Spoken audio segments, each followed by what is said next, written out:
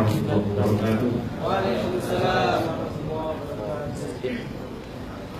Penulis dan saudara saudara,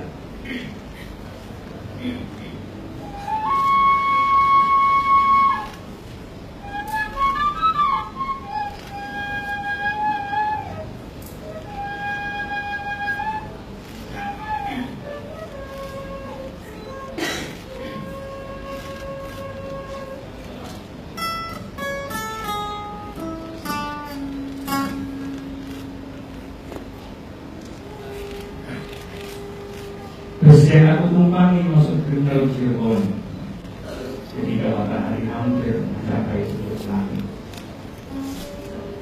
Terik matahari ditambah dengan panasnya mesin diesel tua, pemanggang tersipu bersama isinya. Untung bus tak begitu penuh, sehingga sesama penumpang tak perlu bersinggungan badan. Namun dari sebelah kiriku bertiup bau keringat melalui udara yang dialirkan dengan kipas koran. Dari belakang terus-menerus mengepul asap rokok dari mulut seorang lelaki dengan mengantuk.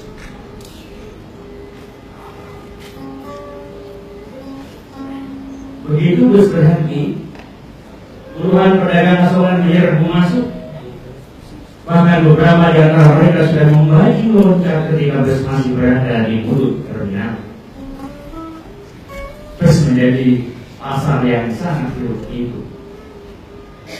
Celakanya mesin bus tidak dimatikan dan sopir melompat turun begitu saja. Dan para pedagang asuhan itu menawarkan dagangan dengan suara melengking agar bisa mengatasi deru mesin. Mereka menyodor-nyodorkan dagangan bila perlu sampai dekat sekali ke mata para penumpang. Kemudian mereka mengeluh ketika mendapat tak seorang pun mau berbelanja. Seorang di antara mereka malah mundur dengan mengatakan para penumpang adalah manusia-manusia jujur atau manusia-manusia yang tak punya duit. Suasana sungguh gerah, sangat bising, dan para penumpang tak berdaya melawan keadaan yang sangat menyiksa itu. Dalam keadaan seperti itu, harapan para penumpang hanya satu, hendaknya sopir cepat datang dan bersegera bergerak kembali untuk meneruskan perjalanan ke Jakarta. Namun laki-laki yang menjadi tumpuan harapan itu kelihatan sibuk dengan kesenangannya sendiri. Sopir itu dengan bergurau dengan seorang perempuan kedua-dua. Sementara para penumpang lain kelihatan sangat gelisah dan jengkel. Aku mencoba bersikap baik. Perjalanan semacam ini sudah puluhan kali aku alami. Dari pengalaman seperti ini aku mengerti bahwa ketidaknyamanan dalam perjalanan tak perlu dikeluhkan karena sama sekali tidak mengatasi keadaan. Supaya jiwa dan raga tidak tersiksa, aku selalu mencoba berdamai dengan keadaan. Maka aku baca semuanya dengan tenang. Sopir yang ta'ajuh terhadap nasib para penumpang itu, tukang-tukang asongan yang sangat berisik itu, dan lelaki yang sedang mengantuk sambil mengepulkan asap di belakang tubuh. Masih banyak hal yang belum sempat aku baca ketika seorang lelaki naik ke dalam bus. Celana, baju dan kopiahnya berwarna hitam. Dia naik dari pintu depan. Begitu naik, lelaki itu mengucapkan salam dengan fasih. Kemudian dari mulutnya mengalir sholawat pada dalam suara yang bening. Dan tangannya menenangkan. Lelaki itu mengemis. Aku membaca tentang pengemis ini dengan perasaan yang sangat dalam. Aku dengarkan baik-baik sholawatnya. Iya, persis. Aku pun sering membaca sholawat seperti itu, terutama dalam pengajian umum atau rakaat. Sekarang kulihat dan kudengar sendiri ada lelaki membaca sholawat qadar.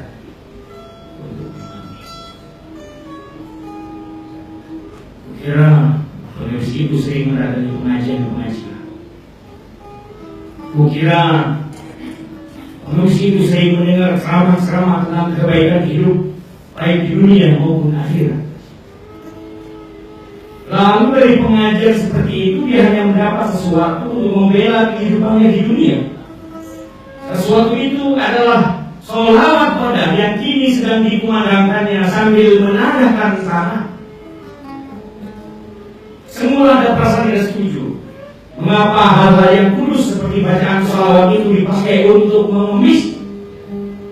Tetapi perasaan demikian lenyap ketika pengemis itu sudah berdiri di depan. Mungkin karena sholawat itu, maka tanganku bergerak merogohkanku dan memberikan selebar ratusan. Atau karena ada banyak hal dapat dibaca pada wajah si pengemis itu.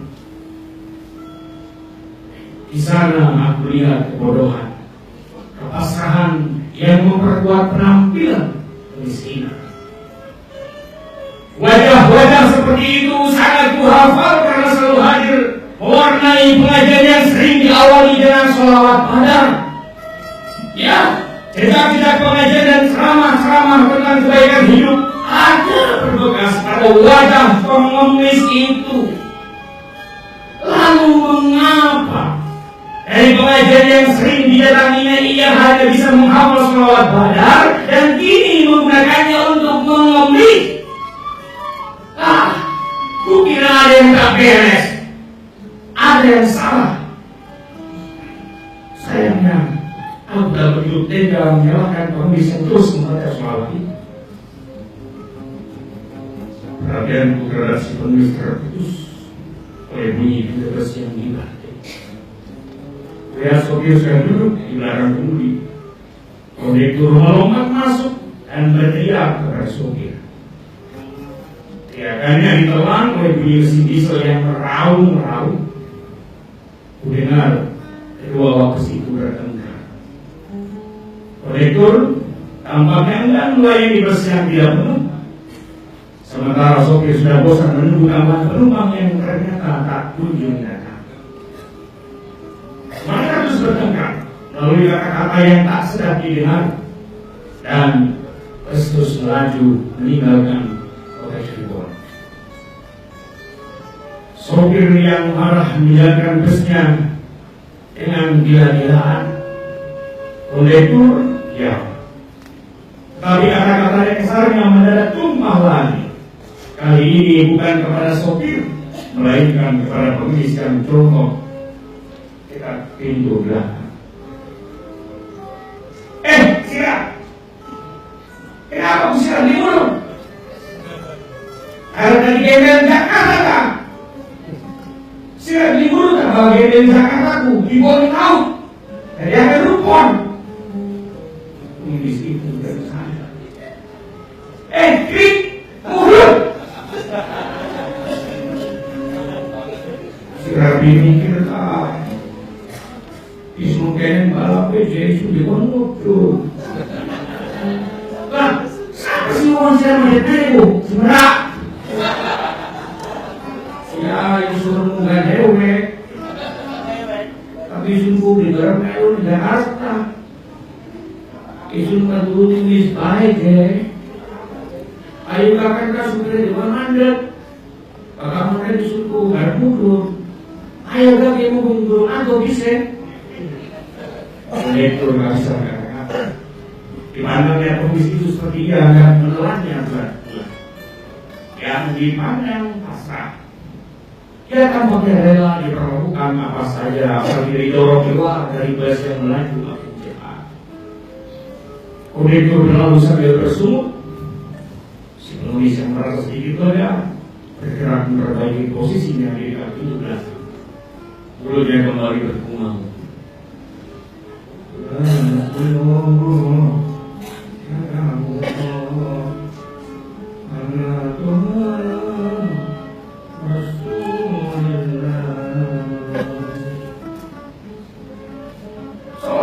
itu terus mengalun dan terdengar makin jelas karena tak ada lagi suara kondektur.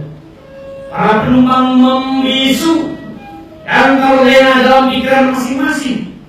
Aku pun mulai mengantuk sehingga lama-lama aku tak bisa membedakan mana suara sholawat dan mana deru kesindisan. Oleh jadi aku sudah berada dalam mimpi, dan di sana kulihat ribuan orang membaca sholawat. Anehnya, mereka yang berjumlah banyak sekali itu memiliki rupa yang sama. Mereka semuanya mirip sekali dengan pengemis yang naik dalam bus yang tumpangi dari Terminal Cirebon.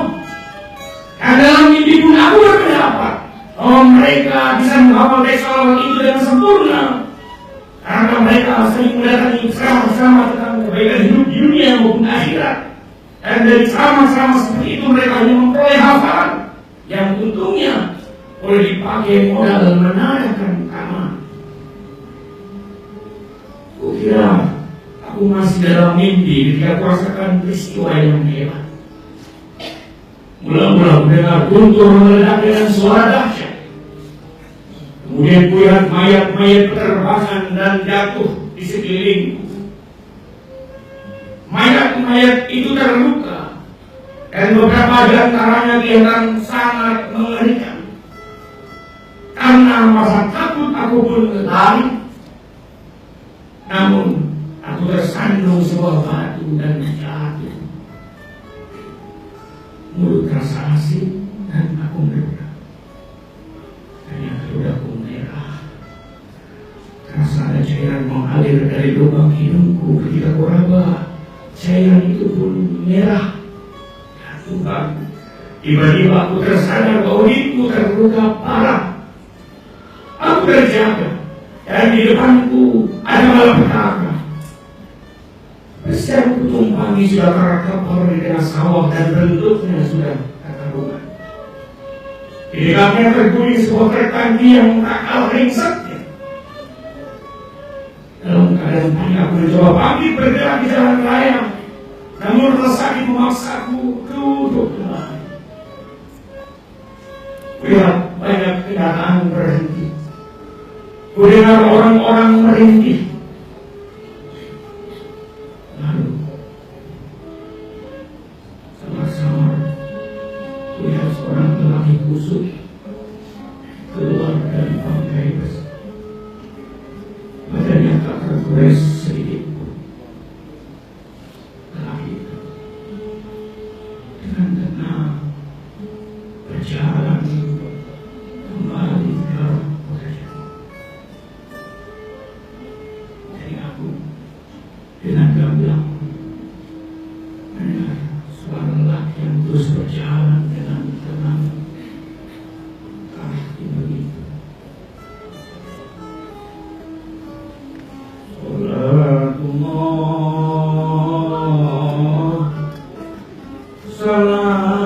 Salamullah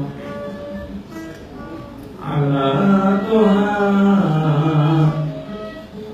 Rasulillah.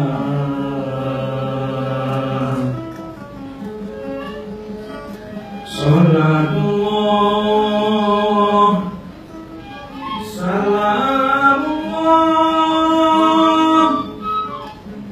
ala Yasin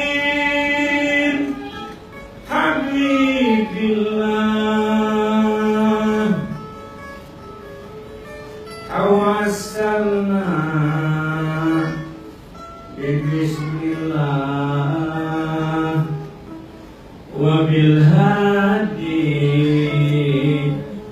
Rasulillah